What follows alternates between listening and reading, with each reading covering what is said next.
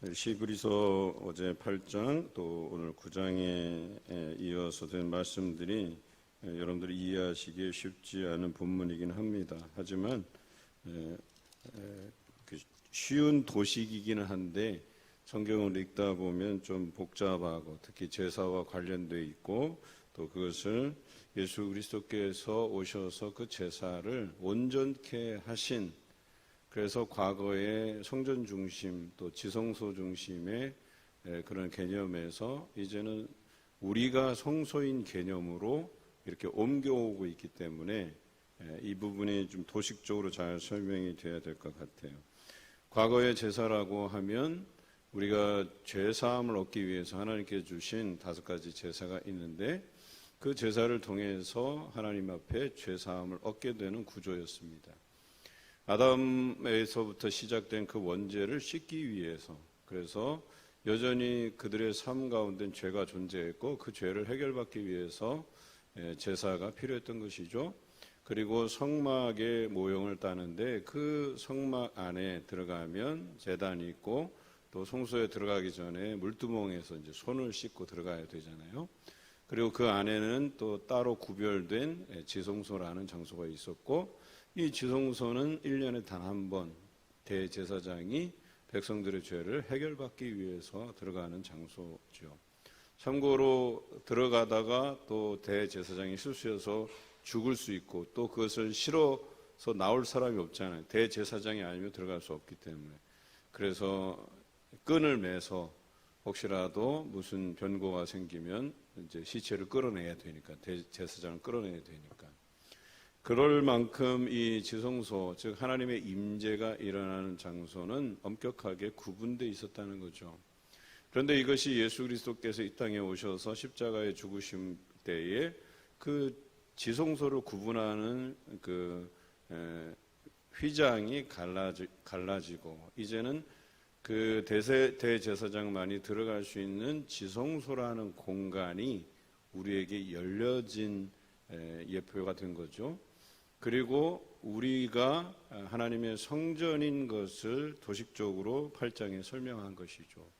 왜냐하면 예수님께서 자신을 대제사장이 되시고 죄 없으신, 즉 죄 없다는 표현은 본인이 거룩한 제물이다, 이런 표현이에요.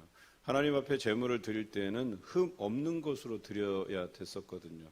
그런데 과거 구약의 제사는 흠 있는 제사였었어요. 온전한 것이 아니었다. 오늘 본문 말씀에서도 그것이 온전하지 아니었다, 이렇게 표현하고 있죠. 그런데 그것을 예수님께서 온전하게 하려고 오신 거예요.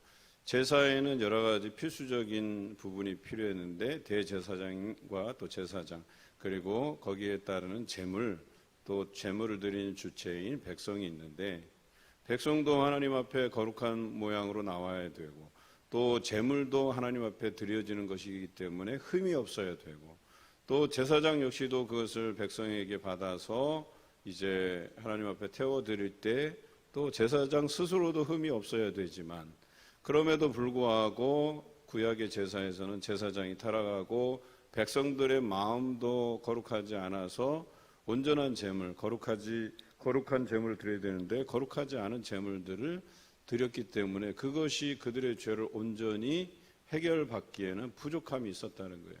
그것을 온전히 해결해 주시기 위해서 오셔서 예수님께서 자신이 죄 없으신 거룩하신 자신의 몸을 어린 양 제물로서 하나님 앞에 자신이 대제사장이 되셔서 드리셨다라고 하는 것이죠. 이것을 오늘 본문 9장에서는 단번에 드린 제사라고 한 거예요.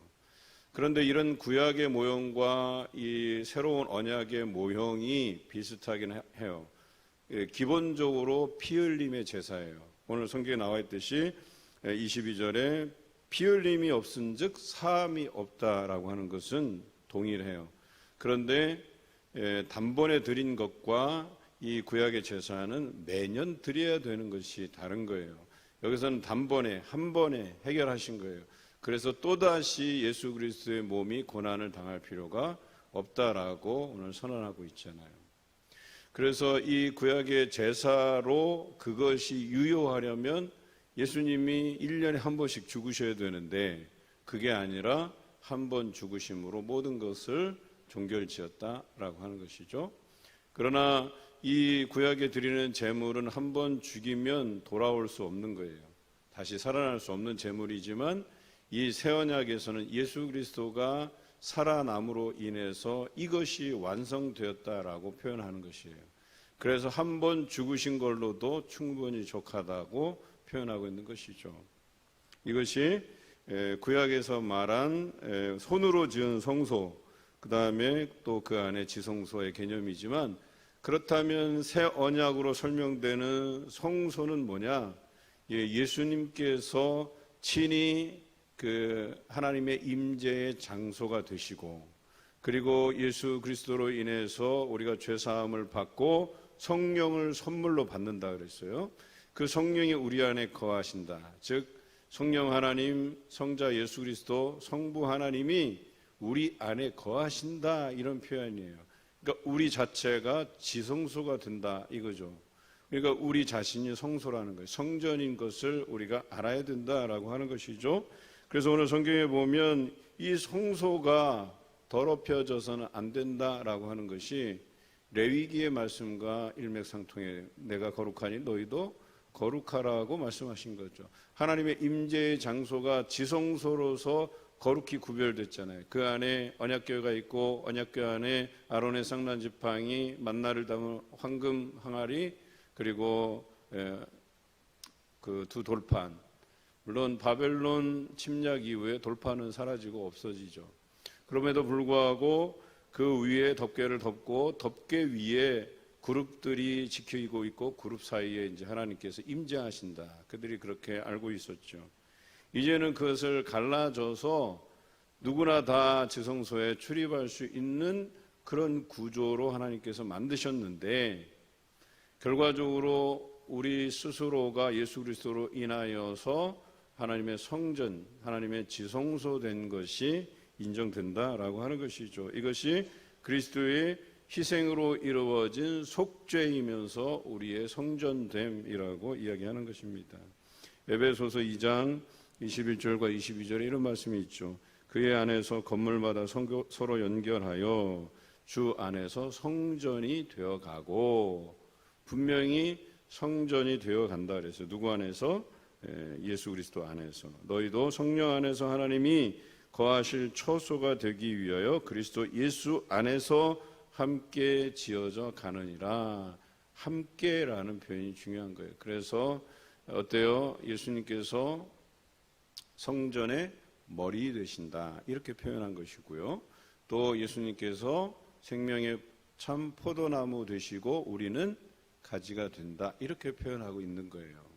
그래서 예수 그리스도께서 하나님의 임재가 일어나는 곧 그분이 대제사장으로서 자신을 어린 양 제물로 드린 것으로 속죄를 이루셨고, 본인이 하나님을 담아내는 성전으로서의 기능도 하고, 그를 따르고 믿는, 그래서 회개 세례를 받는 모든 사람에게 성령이 임재하는 하나님의 성전으로 만드셨다라고 하는 것입니다. 이것이 구약에 불완전했던 그 제사의 제도, 성전의 모형을 온전한 상태로 우리에게 베풀어 주셨다라고 하는 것이죠.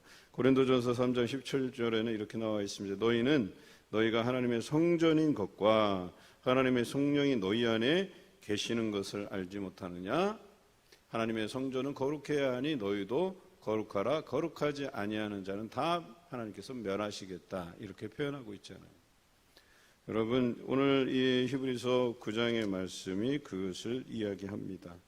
그래서 이제는 예수님께서 많은 사람의 죄를 담당하시려고 단번에 자신을 들이신 바 되었고, 또 구원에 이르게 하기 위해서 죄와 상관없이 자기를 바라는 자들에게 두 번째 나타나시리라 라고 예수 그리스도의 재림을 여기에서 표현하고 있죠. 여러분, 구원은 이 죄에 대한 부분들을 이미 우리 예수님께서 해결하셨기 때문에 그 예수 그리스도를 바라보고 예수 그리스도를 찾고 구하는 자들에게는 과거에 그가 어떤 죄를 범하였든 간에 예수 그리스도의 이름을 부르고 찾고 믿는 그들에게는 그 죄에 대해서 묻지 아니하시고 하나님께서 해결하시고 그들에게 참 구원을 허락하신다. 이것이 예수님의 희생으로 이루어진 속죄와 우리의 성전됨이라고 이야기하는 것이죠. 여러분, 오늘도 우리는 이 성전에 나와서 건물로 지어진 성전이지만 또 이 안에 우리가 하나님 안에 하나의 성전됨을 잊지 마셔야 돼요.